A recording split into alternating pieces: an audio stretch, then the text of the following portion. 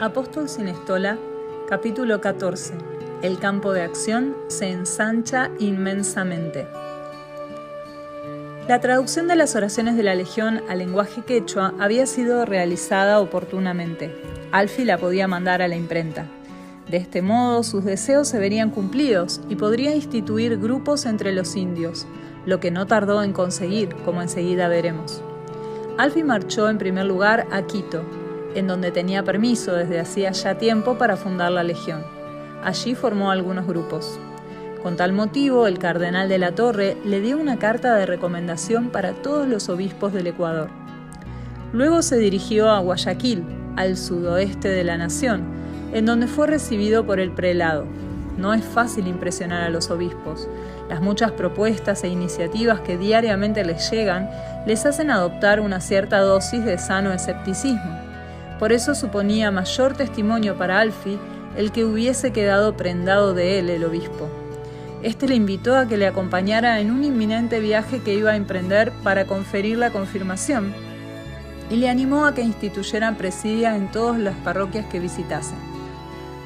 Alfie no esperó naturalmente a que se lo dijera 2 veces. Con su habitual tranquilidad aceptó la invitación y subió al coche de su excelencia. A cada parroquia que llegaban, el obispo se encargaba de alentar al párroco para que fundara la Legión de María. De esta forma, pudieron quedar instituidos una serie de grupos, los cuales aún necesitaban de cierta vigilancia. Varios párrocos pidieron les fuera concedido un plazo para reunir miembros activos. Aquí era necesario un enorme trabajo suplementario, pero Alfie no podía ejecutarlo porque se le requería urgentemente en Quito. Así pues, reunió por primera vez a sus agrupados y los envió a Guayaquil, en donde visitaron y afianzaron los presidia por él instituidos y realizaron las fundaciones ya previstas. Pero no se limitaron a eso solo, sino que también intentaron conquistar a otros sacerdotes para la Legión de María, lo que consiguieron en 4 ocasiones.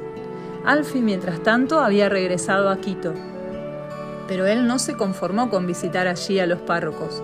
Quería llevar a todos la Legión de María, pero en particular a los réprobos de la sociedad humana. Estos ciertamente necesitaban más que otros la convicción de que su vida ante Dios no era vana o despreciable, sino que aún podía producir buenos frutos para la eternidad. Dar un nuevo contenido a su vida fue desde un principio una de las principales tareas de la Legión de María. Al desecho de la sociedad pertenecen los leprosos y los presos. A Alfie lo encontramos con los leprosos ante los muros de Quito. En estos lisiados siempre vio la imagen de Cristo crucificado. Con inenarrable ternura y cariño se consagró a ellos. Primero conquistó entre los enfermos a muchos legionarios auxiliares y más tarde fueron formando entre ellos 3 presidia. A su madre, que siempre esperaba las cartas de su hijo con ardiente ansiedad, un día casi se le paralizó de susto su corazón cuando en una carta de Alfie leyó: «He visitado durante algún tiempo una leprosería. Estas pobres y pacientes criaturas necesitan nuestra compasión y ayuda. Desde luego, nosotros no les debemos nunca hacer notar lo mucho que nos duele su desgraciado estado. No tengas miedo, madre, la lepra no es tan contagiosa como la gente cree». De la misma manera que no temía a las úlceras corporales, tampoco a las morales. Los primeros a quienes llevó su mensaje fueron los moradores de la cárcel de Quito. Se presentó a la dirección y supo persuadir a esta de tal modo que los presos fueron convocados y a él se le dio la oportunidad de poder hablarles. Estuvieron presentes 250. La mayoría de los reclusos tenían largas condenas, algunos incluso cadena perpetua.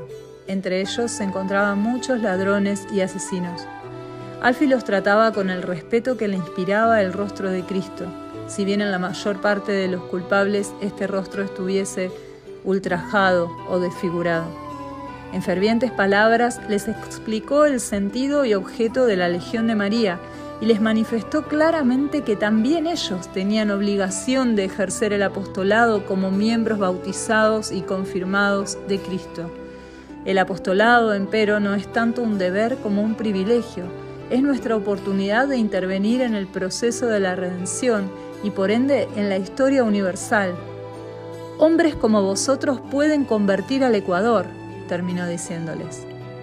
Los encarcelados correspondieron dócilmente a la llamada de la gracia.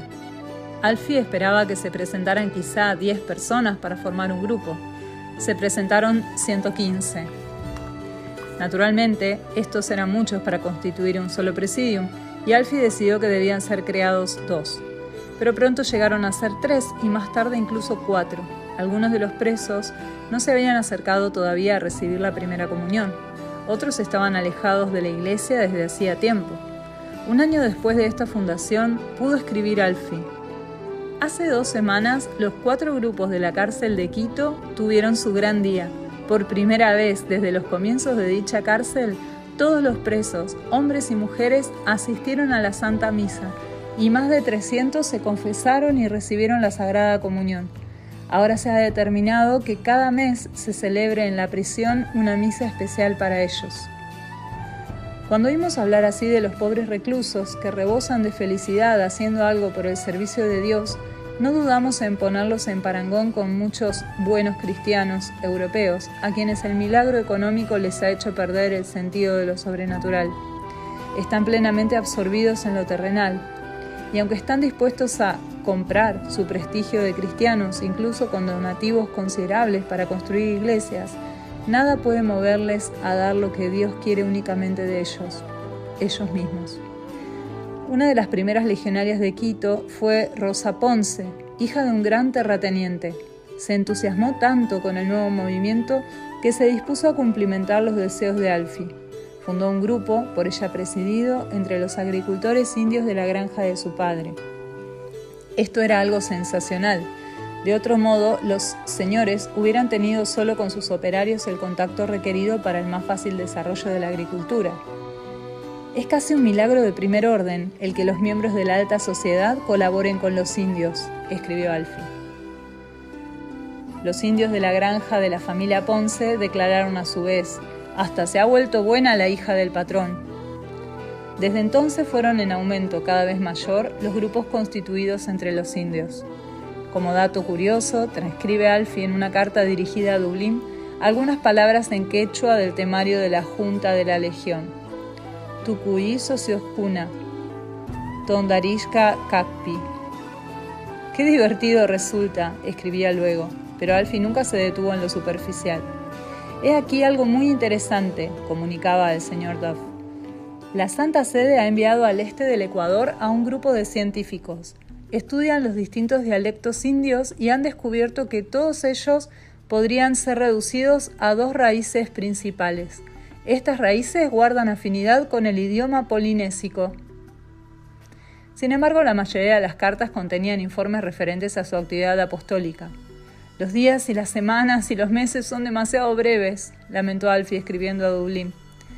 En todas las partes del territorio se instituyeron presidia. El 27 de junio fue fundada la primera curia en Quito, a la cual estaban adscriptos 11 grupos. Las reuniones tenían lugar en el Palacio Arzobispal. Pocos días antes, Alfie había cumplido 21 años. Ahora por lo menos era mayor de edad. Interesante es el siguiente detalle. Para hacer posible que los encarcelados, que como hemos dicho, formaban varios grupos, participasen algunas veces en las juntas de la curia, estas se celebraban de cuando en cuando en la misma prisión. Exactamente igual se proyectó hacer en las leproserías, pero las autoridades no lo permitieron. Alfie había prometido al nuncio apostólico del Ecuador tenerle al corriente de su trabajo, por lo que fue a visitarlo para informarle breve y objetivamente, según era peculiar en él, acerca de las fundaciones efectuadas. El nuncio quedó manifiestamente entusiasmado. «¡Un momento!», exclamó y se dirigió al teléfono. Llamó al obispo de Ibarra, diócesis situada al norte de la nación, el cual se hallaba casualmente en la capital. «Excelencia, venga por aquí, pues debo hablarle», le dijo. Pronto hizo acto de presencia el obispo y Alfie narró una vez más su historia. «Esto es magnífico, joven», dijo el obispo cuando Alfie hubo concluido. «Venga usted a mi diócesis tan pronto pueda e instituya en ella la Legión de María». La misma invitación tuvo Alfie del obispo de Bolívar. Debía, pues, abandonar Quito nuevamente, lo cual no era precisamente un contratiempo para él. «Estoy muy contento de mi trabajo», escribió al señor Duff, «y me he encariñado mucho con la gente de aquí. No podría ser de otro modo. El legionario que se ha compenetrado de la doctrina del cuerpo místico siente que todo el mundo le pertenece. Cuando marcha a otro lugar, va a su propiedad.